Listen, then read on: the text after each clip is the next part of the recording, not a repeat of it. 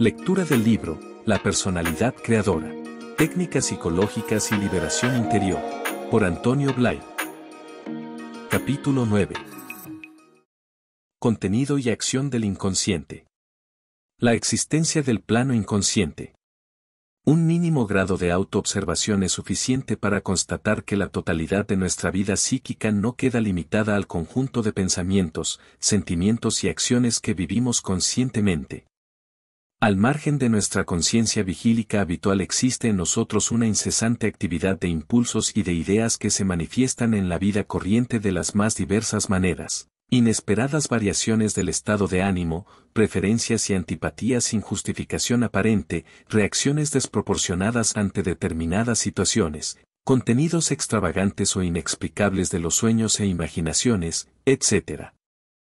Estos y otros fenómenos semejantes dan claro testimonio de la existencia de una actividad subterránea de la psique por la que se combinan fuerzas de gran potencia y se elaboran planes de conducta que raramente coinciden con los que, por su parte, edifica la mente consciente.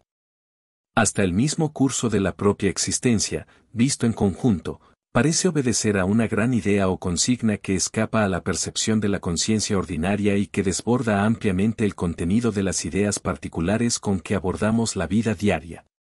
Corresponde al movimiento psicoanalítico iniciado por Freud y seguido después por un número considerable de notables investigadores, el mérito de haber descubierto de una manera precisa y concreta, la enorme importancia que tienen los impulsos, emociones e ideas contenidos en el plano no consciente de nuestra psique en la determinación de ciertos estados de ánimo y en múltiples motivaciones de la conducta. Definición del inconsciente. En un sentido general se entiende por inconsciente el conjunto de contenidos psíquicos de los que la persona no es actualmente consciente. Como se comprende fácilmente, estos contenidos son en extremo numerosos y variados. Hay que contar principalmente entre ellos todos los impulsos instintivos, enraizados en las capas más profundas del nivel biológico, los rasgos psicológicos procedentes de la herencia racial, social y familiar, las experiencias de toda clase que se han ido registrando a lo largo de toda la existencia personal, así como las innumerables inhibiciones a que nos hemos referido en el capítulo anterior. Razón de su importancia. Veamos algunas de las más importantes funciones del inconsciente. 1. Del inconsciente procede toda la energía de nuestro psiquismo. Esta energía se concreta después en impulsos o estímulos diferenciados de acuerdo con los niveles a través de los cuales se manifiesta. La fuente de nuestra energía vital, en efecto, está oculta en lo más profundo de los planos inconscientes. Por esta razón, cuando existe un bloqueo demasiado rígido de los contenidos del inconsciente se obstruye al mismo tiempo la vía de entrada de energía psíquica al consciente y la persona se encuentra entonces enormemente disminuida en su vigor físico, afectivo y mental. Es natural, pues, que toda distorsión o deficiencia en la circulación de esta energía entre el inconsciente y el consciente se traduzca, en mayor o menor grado, en multitud de perturbaciones del organismo y del carácter. He aquí tan solo algunas de ellas. Tensión interior, malestar, insatisfacción que puede llegar a la angustia. Irritabilidad, dificultad en adaptarse a las situaciones, susceptibilidad. Disminución del vigor físico y tendencia a determinados trastornos funcionales del organismo, especialmente del sistema nervioso, digestivo y circulatorio. Mayor compulsión y rigidez en la conducta. Disminución en la calidad del rendimiento, en el plano social, en la fluidez de ideas, en la amplitud de miras, en la flexibilidad de la acción, etc. Disminución de regularidad en el rendimiento, la mayor sensación de fatiga, debida a la tensión, y la irritabilidad, impedirán mantener un ritmo regular en todo cuanto implique cierto grado de esfuerzo continuado. Mayor necesidad de inmediatas compensaciones, estas pueden adoptar múltiples formas, pero todas ellas tienen en común el ser de un carácter marcadamente egocéntrico e infantil. Mencionemos entre las más corrientes, la necesidad de demostrar de modo patente la propia superioridad y de que sea reconocida por los demás una y otra vez su importancia, el refugiarse en determinados ambientes o relaciones personales que aseguren un fácil halago a la propia vanidad, la tendencia a entregarse por mero placer al uso abusivo de la comida, de la bebida o del sexo, etc. Tendencia a valorar de un modo desproporcionado las situaciones desagradables con las consiguientes reacciones internas y externas exageradas o injustas, convirtiendo muchas veces en problemas cosas que de otro modo se solucionarían sin dificultad alguna. Una notable falta de seguridad acerca de las propias capacidades, que lo mismo conducirá en ciertos momentos a encogerse y retroceder ante situaciones que podrían manejarse ampliamente, como en otras ocasiones inducirá a sobrevalorar los propios recursos impulsando a contraer obligaciones y responsabilidades por encima de la capacidad normal de rendimiento, las que después no se podrán cumplir de forma sostenida y adecuada. 2. Del inconsciente proceden las líneas fundamentales de acción conducentes a la satisfacción de los impulsos o necesidades primarias. Esto lo vemos claramente en la conducta inteligente de los animales que, guiados por ese impulso instintivo, actúan adecuadamente en la selección de alimento, en la construcción de nidos o madrigueras, en su conducta sexual, en sus reacciones defensivas ante situaciones de peligro, etc.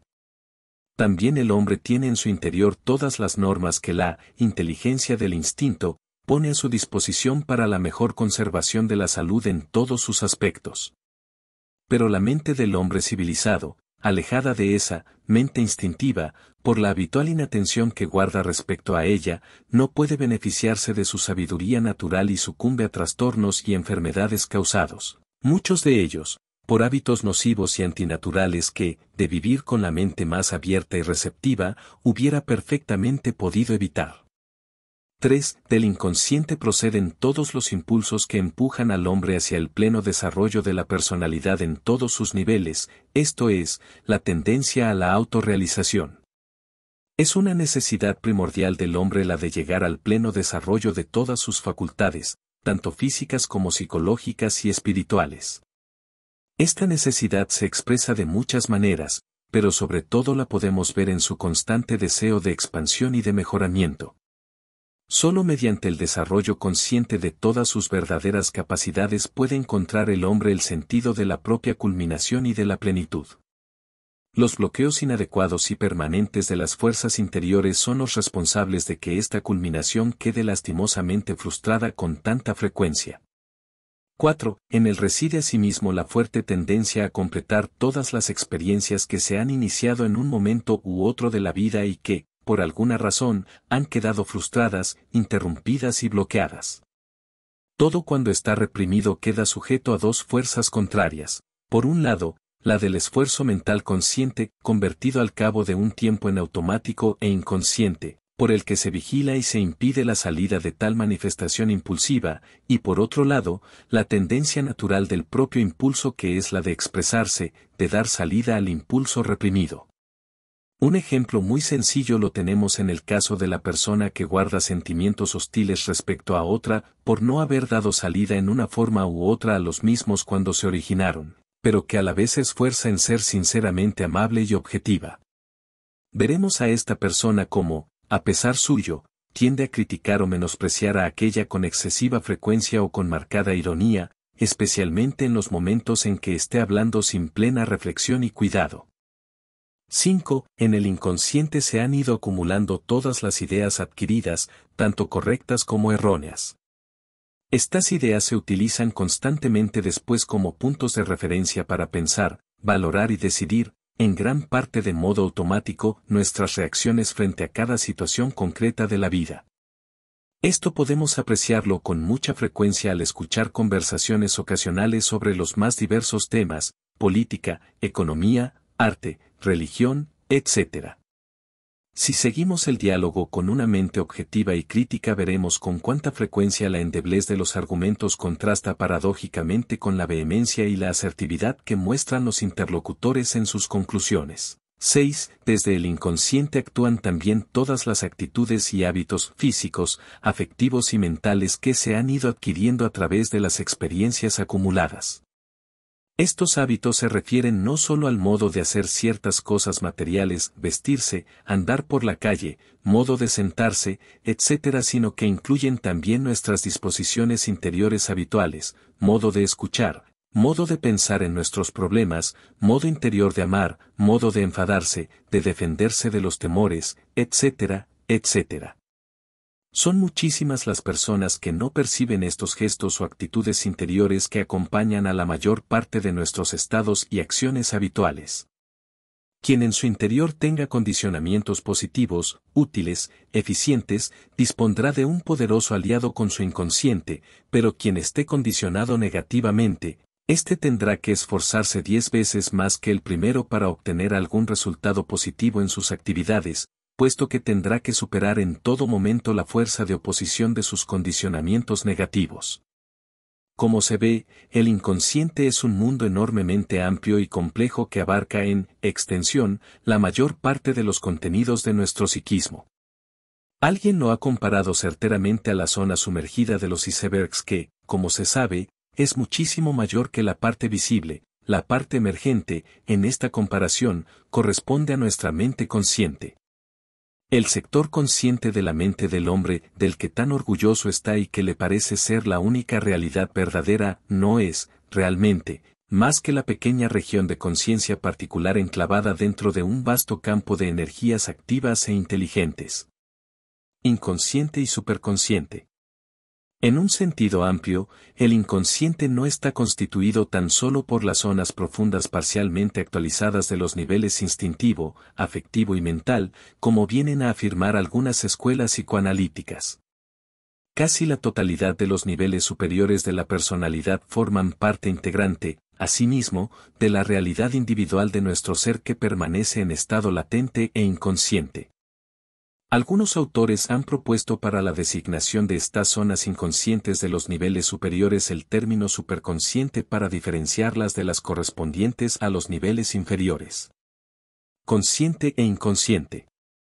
Frente a este campo vastísimo del inconsciente, siempre presente y siempre activo, cabe racionalmente preguntarse qué papel juega en realidad el sector consciente de nuestro psiquismo. A primera vista, en efecto, parece que a la mente consciente le queda un muy limitado campo de acción en el conjunto de la vida psíquica. Esto, aunque en parte es así, no corresponde más que a un aspecto parcial de la verdad. Este punto de vista constituye el extremo opuesto del que sostienen muchas personas, quienes creen que todo cuanto hacen, deciden y piensan está plena y totalmente determinado por su libre voluntad y deliberación.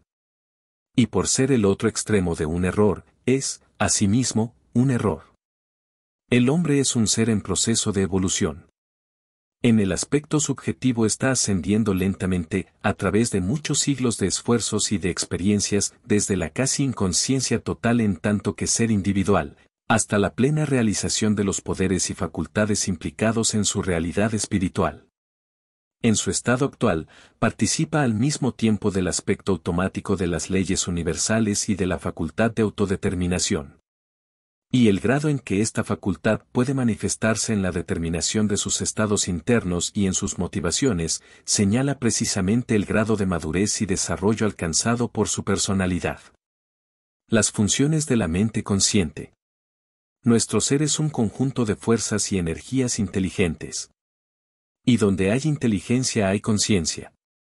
Por consiguiente, incluso nuestra estructura biológica, células, tejidos, órganos y sistemas implican la existencia de algún modo de inteligencia y conciencia. Lo que denominamos con el nombre de mente consciente es un sector diferenciado de este mundo de energías inteligentes que se organiza en cada persona alrededor de su yo espiritual. Es un foco particular de mente y conciencia en el seno de un mar de energías inteligentes y se origina en un núcleo dinámico situado a mitad de camino entre los niveles de la mente personal y de la mente superior. Su estado de desarrollo actual está aún bastante lejos de lo que parece que puede llegar a ser. Pero a pesar de ello y también a pesar de la relativa superioridad masiva de las fuerzas del inconsciente, contiene unos elementos que cualitativamente sitúan al hombre en un lugar único, muy por encima de los demás seres vivientes de nuestro mundo conocido. Las funciones en las que interviene la mente consciente se han detallado en la primera relación del capítulo 5. En ella queda demostrada la gran importancia que tiene la mente consciente en el conjunto de la dinámica psíquica del hombre. Su importancia radica no precisamente en la cantidad o masividad de los factores motivacionales, sino en la capacidad de la autoconciencia y en el poder de selección, dentro de la gama de estímulos presentes en el campo de la conciencia, de aquellos que en la formación intelectual, volitiva y moral de la persona tienen mayor importancia en un momento dado. Esta doble capacidad de autoconciencia y de selección de motivaciones es la que le da una categoría única al hombre, la que le coloca en situación de privilegio, aunque tenga que desenvolverse en gran parte dentro de las potentes fuerzas que surgen del inconsciente y sujeto a las limitaciones que le imponen la calidad de sus mecanismos personales de expresión. Podríamos comparar el valor de la mente consciente al hombre que en una barquilla dirige, consciente y deliberadamente aunque dentro de muchas limitaciones, el curso de su marcha a través de las corrientes del mar. Dependerá de la formación de su mente, amplitud de conciencia, capacidad de integración mental, voluntad, etc., el que esta barca pueda convertirse en un buque de gran tonelaje gracias al cual adquiera una autonomía mucho mayor dentro del campo de fuerzas en el que se ha de desenvolver y que están más allá de su conciencia y voluntad actual. El preconsciente. Recordemos que nuestro psiquismo se divide en dos grandes sectores, el consciente y el inconsciente. Pero además de estos sectores existe otra zona intermedia constituida por los contenidos del inconsciente que están pasando al sector consciente y por elementos de este sector en su paso al inconsciente. Desde el punto de vista de su perceptibilidad, los contenidos de este sector intermedio se caracterizan por su fácil evocación consciente. A esta zona el psicoanálisis la denomina sistema preconsciente. El sistema preconsciente tiene unos modos propios de funcionamiento, unas leyes que rigen automáticamente su actividad y que difieren de las correspondientes al sector inconsciente. Estas leyes, conocidas como el proceso secundario, son las siguientes. Primera, la tendencia a ordenar en una sucesión cronológica todas las representaciones. Segunda, la necesidad de elaborar una correlación lógica entre todos los contenidos. Tercera, la tendencia a rellenar las lagunas existentes entre ideas aisladas. Cuarta, la introducción del factor causal, es decir, la relación de coexistencia y sucesión entre los fenómenos, la relación de causa-efecto. Estas funciones corresponden, como se ve, al acto de pensar, solo que aquí este proceso tiene lugar de un modo automático y sin que intervenga la facultad crítica y discriminativa de la mente consciente. Así es como se construyen automáticamente las frases que vamos pronunciando en un discurso o en un diálogo interior. Y también cuida esta función de buscar automáticamente una justificación racional, siempre falsa, de los hechos que de un modo compulsivo hemos cometido. Este es un hecho importante. Como todos los contenidos del inconsciente han de pasar necesariamente por el sistema preconsciente antes de manifestarse a la mente consciente, los impulsos y demás contenidos aparecen a la superficie, revestidos de las ideas y razones elaboradas por el preconsciente. Ciertas tendencias aparecen entonces como obedeciendo a unas razones que no les corresponden en absoluto, o pueden presentarse con unas justificaciones que tampoco encajan realmente con la situación exterior. Y si la mente consciente no está en estas ocasiones bien organizada y activamente despierta, no puede con su facultad discriminativa evitar el deslizarse en lapsus y errores en la conducta, aceptar apreciaciones tendenciosas y adoptar decisiones inadecuadas al verdadero interés racional del individuo. Características del inconsciente. En su funcionamiento y aparte de otros dinamismos que explicaremos más adelante, los elementos contenidos en el inconsciente están sujetos básicamente a un modo de funcionamiento particular, que difiere notablemente del modo de funcionar del consciente y del preconsciente. Estas leyes del inconsciente, conocidas en conjunto con el nombre de proceso primario, son las siguientes. 1. Ausencia de cronología. Ausencia del concepto de contradicción. Lenguaje simbólico. Igualdad de valores para la realidad interna y la externa o supremacía de la primera. Predominio del principio del placer. La ausencia de cronología significa que para el inconsciente no existe distinción alguna entre los hechos del pasado, del presente o del futuro. Todos sus contenidos están en un estado de actualidad constante. La carga energética de cualquier acontecimiento antiguo sigue actuando en el inconsciente de un modo invariable con tanta actualidad como si acabara de ocurrir. Las situaciones que no se han liquidado por completo dentro de la mente, continúan así actuando desde el interior en todo momento, aunque se crean olvidadas ya y desvanecidas por completo. Una persona, por ejemplo, puede mostrar toda su vida una actitud hostil o vindicativa por una serie de situaciones desgraciadas vividas en la infancia y que no ha acabado de resolver en su interior. La ausencia del concepto de contradicción significa que, como el inconsciente no se mueve por categorías lógicas, las ideas contrarias no se neutralizan mutuamente, como ocurre en el pensamiento consciente, sino que coexisten una al lado de la otra con sus respectivos significados. Así, puede muy bien ocurrir que respecto a una determinada persona existan a la vez impulsos hostiles y sentimientos de afecto y admiración. Esto explica muchos de los casos de tendencias contradictorias que muchas personas observan en sí mismas hacia tal persona, situación o conducta. El inconsciente no utiliza el lenguaje verbal en la representación de sus contenidos, sino que se vale del lenguaje más primitivo de los símbolos. Esto se aprecia con mayor claridad en los sueños, en los que, en efecto, vemos cómo los impulsos y sentimientos vienen representados plásticamente por imágenes adecuadas. La agresividad de base instintiva adopta la forma de un tigre, un toro u otro animal salvaje que nos amenaza, la hostilidad hacia el prójimo, por un atracador o una batalla de guerra, el optimismo ante la vida por un espléndido paisaje o por ir conduciendo un coche de extraordinaria potencia, etc. Para el inconsciente los hechos son reales en la medida que existen en su interior. Si deseo pegar a alguien, el inconsciente lo registra como si ya estuviera pegándole. Si temo que me critiquen, el inconsciente vive ya la crítica como una realidad. Y si el miedo de ser criticado es muy intenso, esto es, si tiene mucha carga energética, aunque reciba del exterior seguridades de que no se producirán estas críticas, aún continuará prevaleciendo en el inconsciente por algún tiempo la presencia de dicha sensación.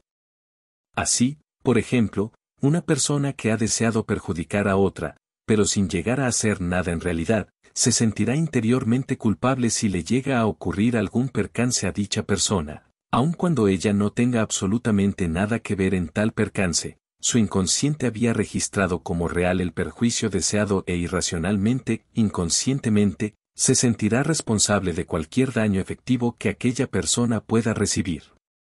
El predominio del principio del placer significa que, como en el inconsciente no existe ningún tipo de censura moral, los impulsos tienden a expresarse y a buscar su satisfacción de un modo directo, inmediato, sin preocuparse de los resultados que puedan derivarse de tal o cual acción. Este es el modo natural de actuar del inconsciente y por esta razón nadie ha de perturbarse por el hecho de que sienta en su interior impulsos y tendencias muy primitivas o inmorales. Pero, evidentemente, esto no quiere decir que se deba ver en ello una justificación para ninguna acción indebida.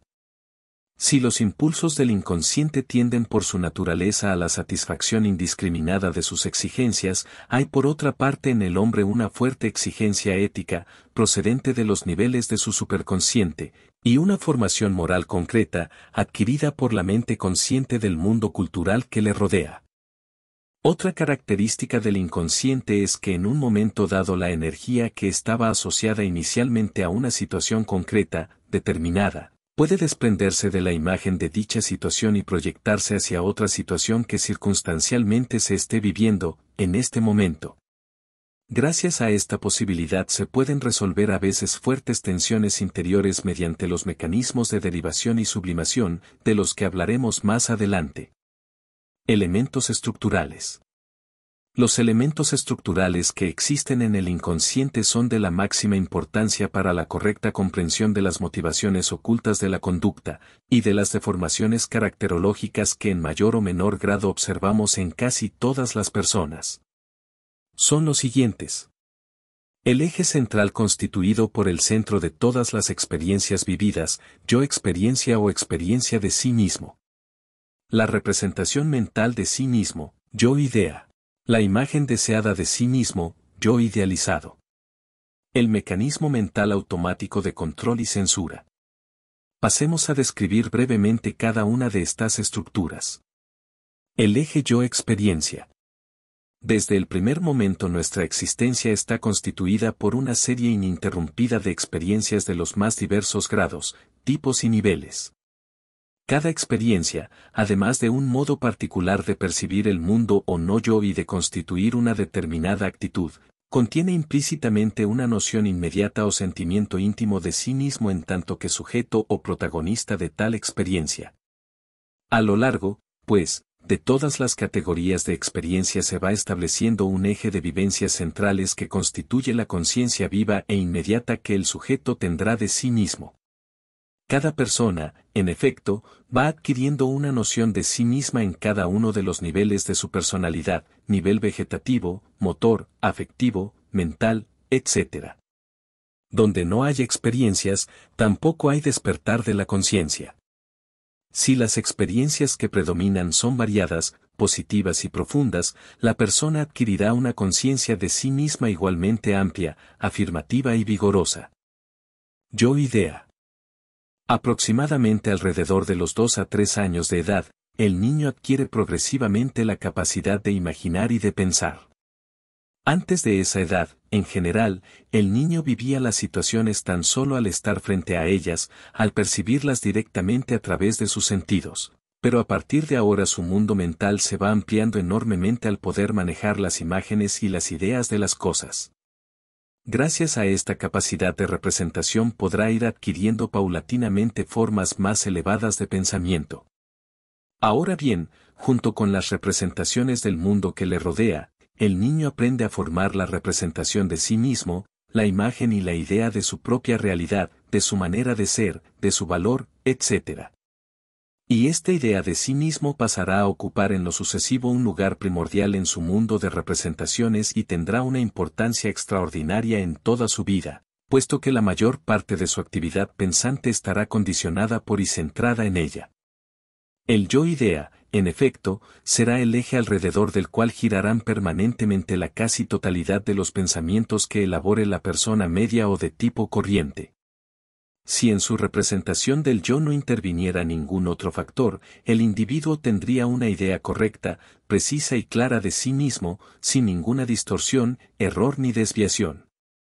Pero como esto no ocurre así, el yo idea se convierte en una fuente de constantes ilusiones y espejismos para el propio sujeto. Hay que distinguir las experiencias constituidas por las percepciones que se refieren al propio cuerpo, sensaciones internas, cambios posturales, etc., y que, en conjunto, conducen a la formación de la imagen mental conocida con el nombre de esquema corporal. Otra serie de elementos que intervienen poderosamente en la formación del yo idea está constituida por todas las impresiones procedentes del exterior y que se refieren de un modo u otro a la propia persona del sujeto. Actitudes y reacciones de la gente frente a él, comentarios y observaciones sobre si es listo, simpático, bueno, educado, o bien si es torpe, perezoso, descarado, etc.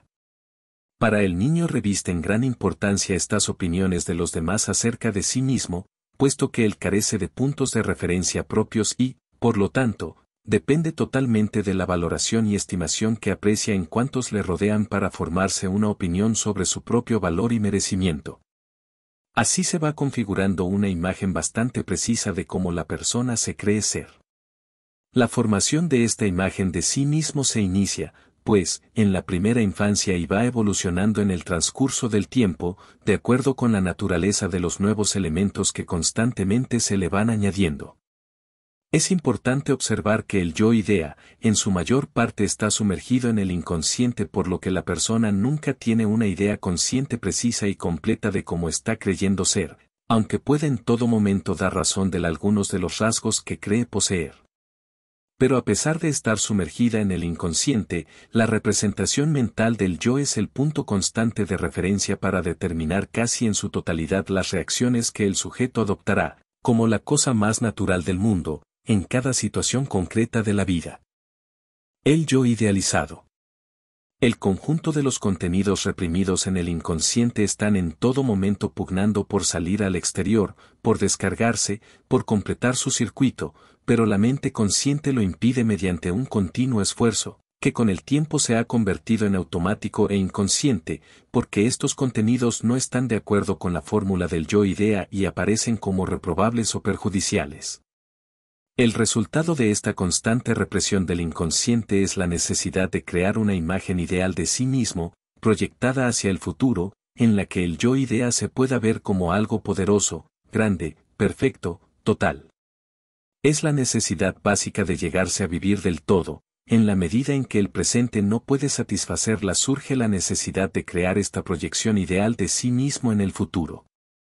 Esta es la razón por la que todos tenemos grandes deseos de conseguir determinadas cosas en el futuro, en un grado más o menos superlativo: dinero, salud, belleza, poder, admiración de los demás, sabiduría, virtudes, etc.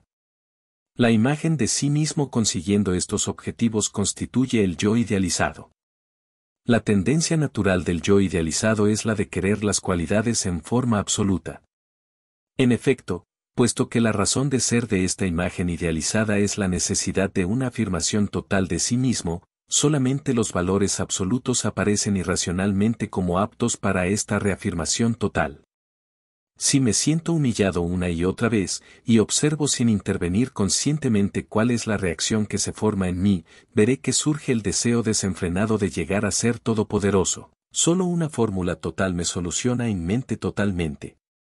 Ante estas pretensiones de tipo absolutista que tienden a formarse espontáneamente en el interior, surge la reacción de la mente consciente que, influida por la moral adquirida de la sociedad, obliga a censurar, a recortar o reducir tales sueños y pretensiones por excesivos y reprobables. El resultado de esta autocrítica o censura es que el yo idealizado adopta entonces una configuración aceptable a la propia conciencia moral y social, dejando que se incorporen al yo idealizado tan solo aquellos rasgos que no ofrecen ninguna dificultad para ser moralmente aceptados.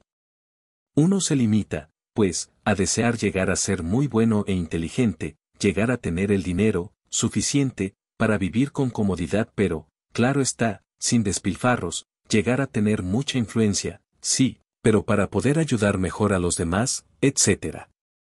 Nunca hay que olvidar que detrás de la fórmula encantadora y angelical del yo idealizado tal como lo aceptamos conscientemente, existe, más o menos encogido y oculto, pero siempre potencialmente vigoroso, el yo idealizado con pretensiones de absoluto, verdadera caricatura o imagen invertida de nuestra auténtica dimensión espiritual, la que, precisamente, por serlo, trasciende toda actitud egocéntrica y toda fórmula mental.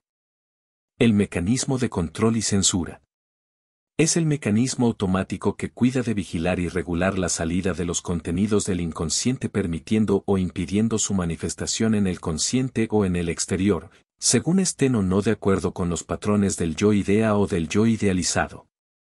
Este mecanismo es el resultado de todos los gestos de inhibición voluntaria que toda persona ha ido aprendiendo a hacer en el curso de su educación social. La mente se ha ido condicionando a que determinadas cosas en determinadas situaciones no deben hacerse. Con el tiempo, este condicionamiento de inhibición ante determinadas situaciones se ha hecho automático e inconsciente. Después, su acción se ha extendido incluso a la propia mente consciente, de modo que impide o trata de impedir tomar conciencia de aquellos contenidos del inconsciente que son altamente desagradables. Los efectos de este mecanismo regulador de nuestra mente podemos constatarlos en múltiples situaciones. Cuando estamos en un ambiente de cierta importancia social, automáticamente seleccionamos nuestras palabras y actitudes, de modo muy diferente a cuando estamos con un grupo de amigos y de cuando estamos con nuestra familia. Si aprendemos a estar bien, despiertos, podremos constatar repetidamente con qué rapidez nuestro proceso asociativo mental se detiene o cambia bruscamente de dirección en los momentos en que las ideas tomaban un curso peligroso para la seguridad del yo idea y para la tranquilidad de nuestra autoestimación. Algunas observaciones importantes sobre la naturaleza y dinámica de estos elementos estructurales del inconsciente. La conciencia de sí mismo inherente al yo experiencia no está constituida por ninguna representación mental o idea. Es una vivencia directa, profunda, inmediata e irreductible de la propia realidad. Esta autoconciencia es el centro de todas las acciones conscientes que el sujeto ha ejecutado, es, pues, el centro de la conciencia de todas las facultades realmente ejercitadas, desarrolladas. Todas estas acciones constituyen el adiestramiento básico de la conducta, son la realidad del desarrollo de su ser. El eje yo experiencia conjuntamente con la conciencia de mis actos, responde a mi auténtica realidad, a la verdad de mí mismo, a mi verdadera capacidad actualizada de acción en todos los sentidos, puesto que es exactamente el producto del ejercitamiento y desarrollo de mis facultades. El yo experiencia es un elemento estructural que está sumergido en su mayor parte en los sectores preconsciente e inconsciente, y abarca todos aquellos niveles que se han manifestado conscientemente aunque no haya sido más que una sola vez. Hemos dicho que en la formación del yo-idea interviene el proceso ideativo e imaginativo del sujeto. Veamos cómo ocurre esto. Cada vez que el niño tiene que inhibir algún impulso por un imperativo exterior, la energía de dicho impulso buscará su salida, y al no poder expresarse en el mundo real, intentará descargarse a través del mundo imaginativo. Por esta razón el muchacho necesita estar imaginando constantemente hechos estupendos o aventuras, en las que, naturalmente, él es siempre el protagonista en tanto que héroe o quizás, en algunos casos, en tanto que víctima o mártir. Lo mismo ocurre en cada uno de nosotros cuando la imaginación actúa de un modo automático en los momentos de divagación. Este es el motivo por el que al niño le gustan tanto las revistas infantiles en donde encuentra el superhombre como héroe y se identifica con él por unos momentos, gozando como si fuera él mismo el autor de las hazañas. Idéntico fenómeno observamos en el adulto cuanto necesita ir a ver determinadas películas o leer ciertas novelas que le hacen vivir durante unas horas situaciones de éxito, de poder o de importancia en cualquier otro sentido. El yo-idea es el centro de tales procesos imaginativos. Y por vivir una y otra vez ficticiamente situaciones imaginarias, la imagen de sí mismo se va deformando poco a poco y deja de coincidir con la verdadera realidad del sujeto, es decir, se descentra del eje de su yo experiencia. Y como esta vía de compensación imaginativa resulta más fácil y agradable para el sujeto que la lucha contra los obstáculos de la vida real, acudirá a ella repetidamente hasta que se convertirá en un hábito, en una verdadera necesidad. De esta manera su yo-idea se irá alejando cada vez más de su yo-experiencia real, de su verdad, deformándose progresivamente e incapacitando totalmente al sujeto para poderse ver y conocer tal como realmente es. Lo grave de esta deformación del yo-idea es que es sólo parcial. En efecto, si la deformación fuera total, nunca coincidirían las cosas, y entonces se haría patente que algo anda mal. Pero al ser la deformación sólo parcial, el propio sujeto ve únicamente la parte de verdad y no aprecia la parte de error.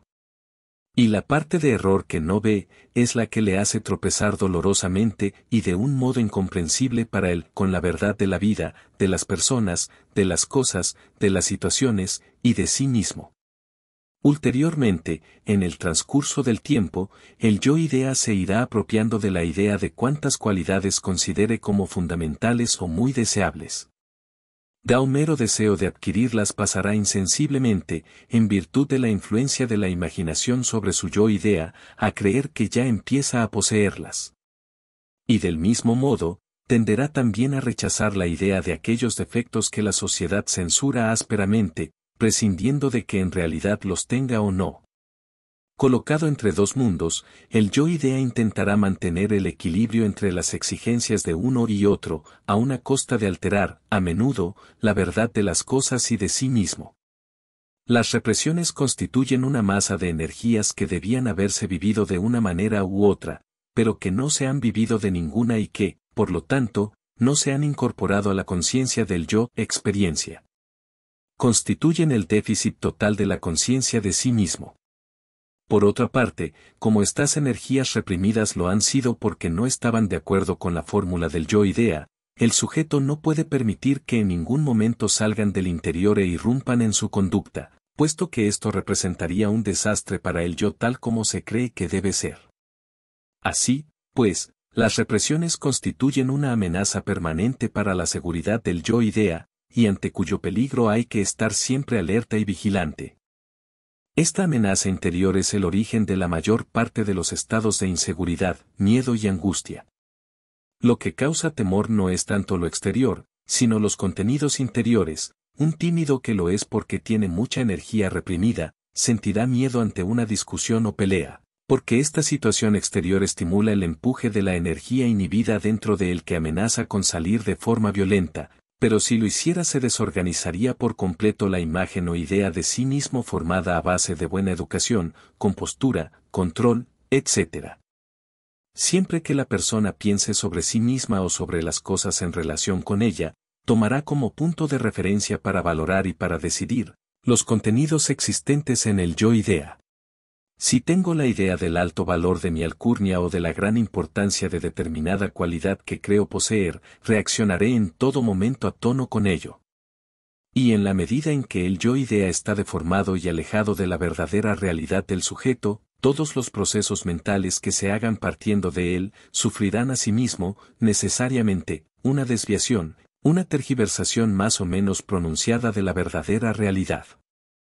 Así, pues, se puede afirmar que todas las ideas que una persona se forma sobre sí misma son, por lo menos, parcialmente erróneas. Y por la misma razón, las idealizaciones de sí mismo y de las cosas están sujetas al mismo error. Otra consecuencia importante de la existencia del yo-idea es que cuando nos relacionamos con otras personas, estas personas nos escuchan, nos ven, nos valoran y reaccionan de acuerdo con su yo-idea, con todas las tendencias existentes en él, con sus preferencias y sus rechazos.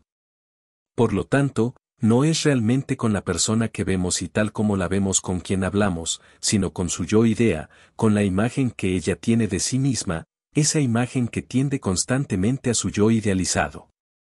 Por no tener en cuenta este hecho, sufrimos tan a menudo sorpresas y desengaños sobre las reacciones imprevistas de las personas con quienes hablamos, incluidas nuestros familiares más próximos, ante nuestras palabras y actitudes, interpretándolas a menudo de un modo tan sorprendentemente tendencioso. En el plano de la experiencia vital, vivimos nuestra realidad siempre de un modo positivo, afirmativo y ningún hecho exterior puede anular esta conciencia de positividad. Pero en el plano de las ideas no ocurre así. Una idea puede ser totalmente negada o neutralizada por otra idea. Y esto es lo que ocurre con nuestro yo-idea. Cuando vivo desconectado de mi yo-experiencia y solo pendiente de mi yo-idea, cualquier pensamiento que sea contrario a la representación que tengo de mí mismo aparece como una negación, como una anulación de mí mismo. Por eso me afecta tanto, que no lo puedo tolerar. Así, la idea de un posible desastre económico con el descrédito que le acompaña, aparece ante mí como algo terrible, me provoca angustia, ya que es la negación total de la imagen de éxito, prestigio y alta valoración que forman parte integrante de mi yo-idea. Toda idea negativa que vivo como probable realidad constituye una amenaza formal a mi yo-idea, tanto es así, que siento como si fuera toda mi realidad, produciéndose un desgarro en la imagen de mí mismo. Por consiguiente me causa, como es natural, verdadera angustia. Esta es la razón por la que nos hace sentir mucho mayor temor la idea de las personas y situaciones negativas que el hecho de enfrentarnos realmente con las mismas personas y situaciones. Por ejemplo, me preocupa y atormenta la perspectiva de una entrevista difícil, porque la idea de la probable situación violenta, de las críticas, etc., amenaza y tiende a negar la representación que hay en mi yo-idea de ser aceptado y admirado por los demás, y, sin embargo, en el momento actual de la entrevista, particularmente si vivo la situación de un modo consciente y abierto, desaparecerá por completo aquel temor desenvolviéndose la entrevista, sea cual sea su curso, en un estado de ánimo completamente diferente. ¿Cuál es el motivo de esta diferencia?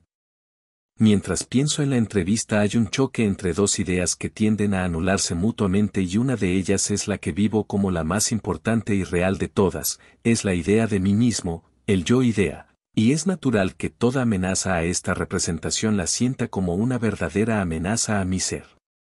En cambio, en el momento real de la entrevista, si actúo de un modo abierto y consciente, todo yo enfrento la situación desde el nivel de mi yo-experiencia. Estoy viviendo mis valores reales y siendo consciente de lo que hay de positivo en mí.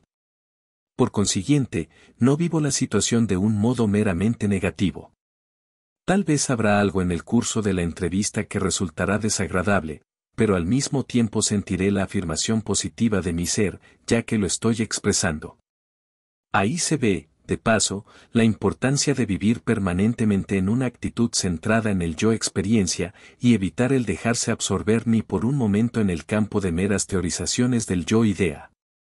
Incluso en el acto de pensar hay que permanecer centrado en el eje del yo experiencia, solamente así se evita el identificarse con las propias ideas. Sin embargo, puede comprobarse indirectamente la existencia de las distorsiones del yo idea con relativa facilidad.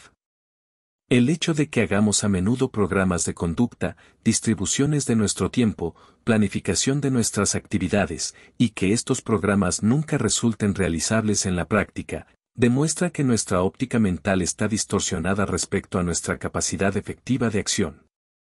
En cada ocasión en la que calculamos mal nuestras posibilidades de rendimiento en situaciones que ya hemos experimentado antes, se muestra el desajuste entre nuestro yo idea y nuestro yo experiencia.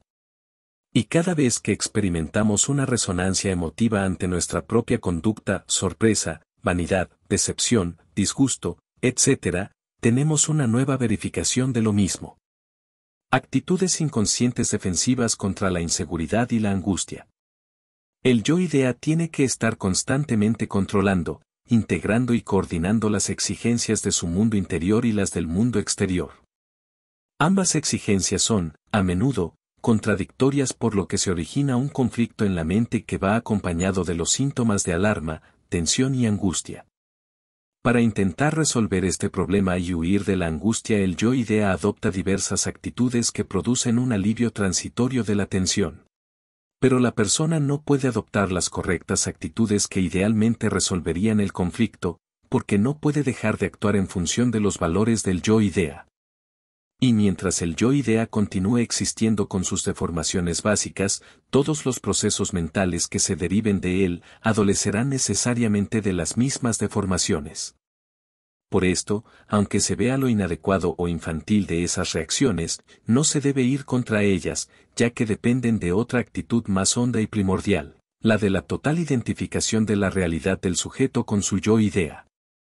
Solo descargando la tensión exagerada del inconsciente y recuperando la conciencia habitual del yo experiencia se pueden hacer desaparecer tales artificios engañosos y, a la vez, alcanzar una más profunda armonía con el mundo. Las actitudes o reacciones defensivas automáticas que suele adoptar el yo idea frente a la presión de los contenidos del inconsciente incompatibles con sus valores aceptados conscientemente, son, principalmente, las siguientes: la represión, la racionalización, la regresión, el aislamiento, la acción contraria, la identificación, la proyección, la sublimación.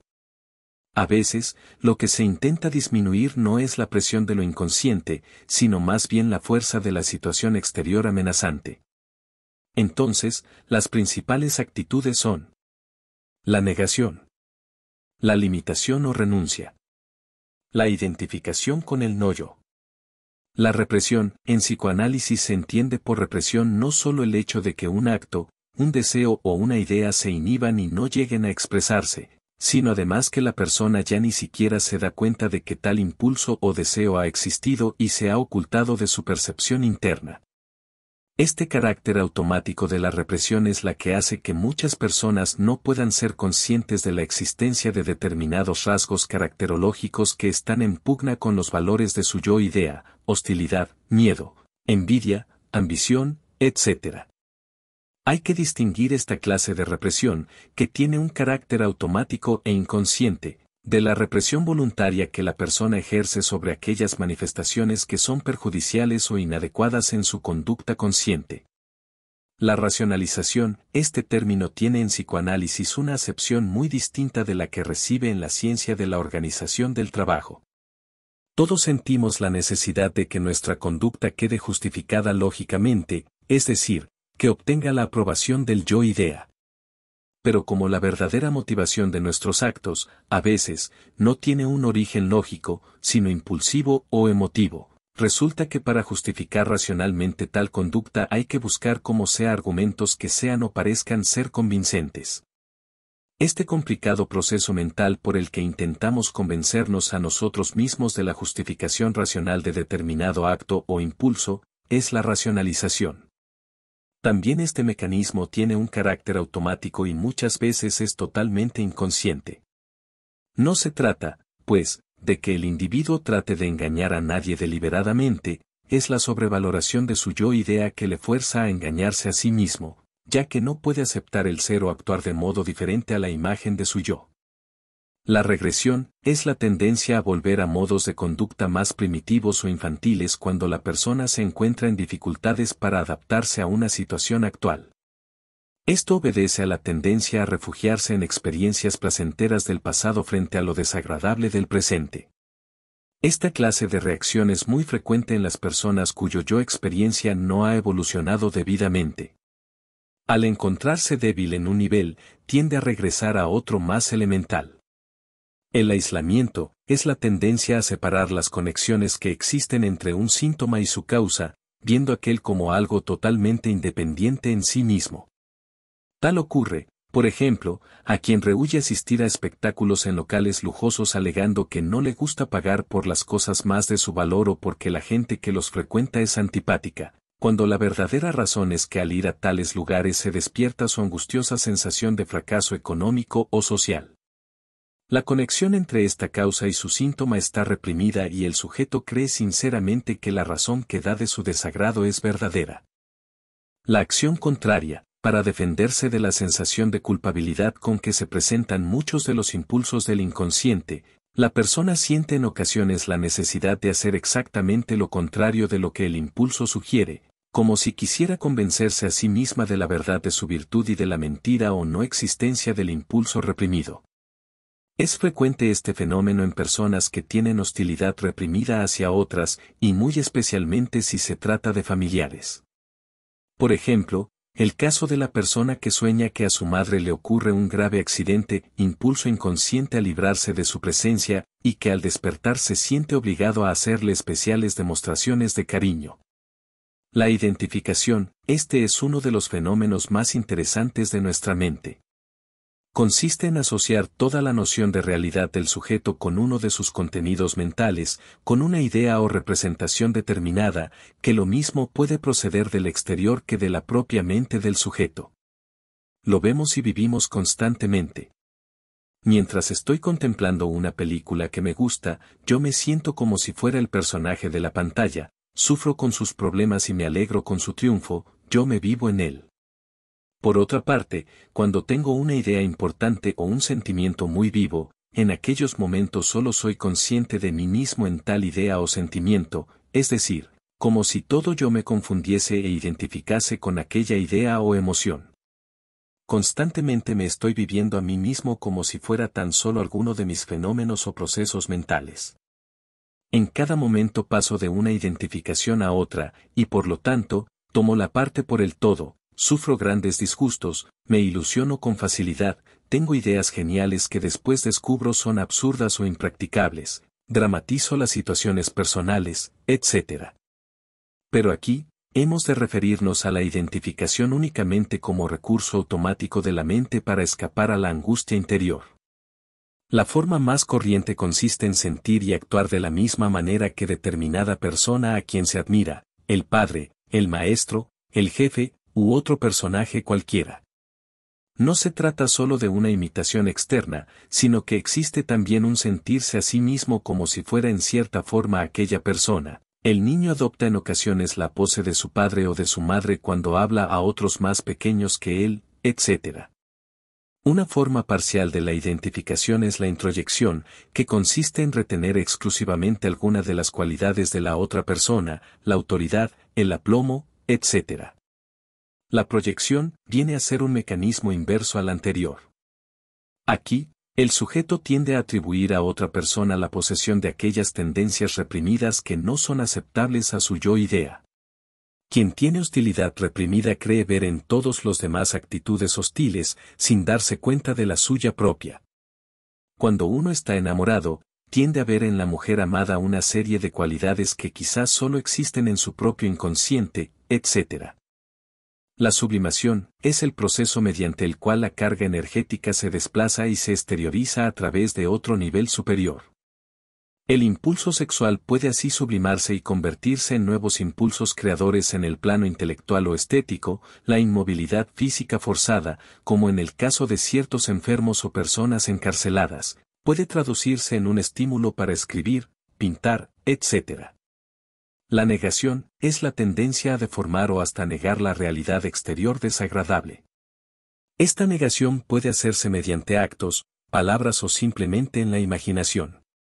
La limitación o renuncia consiste en la tendencia a dejar de interesarse del todo por lo que se estaba haciendo cuando surge el peligro de quedar en mal lugar respecto a otros o de merecer alguna crítica. Lo característico de esta actitud no consiste en la renuncia exterior a la acción, sino en el hecho de que interiormente se corta toda conexión afectiva con la referida actividad. La identificación con el no-yo, esta curiosa reacción defensiva consiste en adoptar la misma actitud de la persona que constituye la amenaza exterior. Para ilustrar tal mecanismo relata Tallaferro en su libro sobre psicoanálisis, la experiencia de Eichhorn, quien, en cierta ocasión, trató a un niño que tenía la costumbre de hacer extrañas muecas cuando era reprendido. Su maestro se quejaba de que el pequeño reaccionase de una manera tan extravagante y anormal frente a sus amonestaciones y reproches. Por lo general, en tales ocasiones hacía aún más muecas. Todo quedó aclarado cuando el niño las repitió durante la consulta. Pues como el maestro estaba presente en ella y le riñó, el psicoterapeuta pudo advertir que los gestos del niño no eran nada más que una caricatura de la expresión de enojo de su maestro. En el trance de soportar las reconvenciones, el pequeño dominaba su angustia mediante una inconsciente imitación de la expresión irritada de su maestro. Todos los mecanismos defensivos que hemos expuesto tienen en común el rasgo de ser totalmente inconscientes y automáticos, y por lo tanto, la persona desconoce su verdadera razón de ser y suele rechazar vehementemente toda explicación de tales fenómenos. Al mismo tiempo, por el hecho de que ninguna de esas actitudes inconscientes permite vivir la situación de un modo pleno, exceptuando quizás la sublimación, en los casos en que se hace de una manera total, no bastan para solucionar en su raíz el verdadero problema. Son mecanismos automáticos que buscan soslayar por el momento el problema, no resolverlo.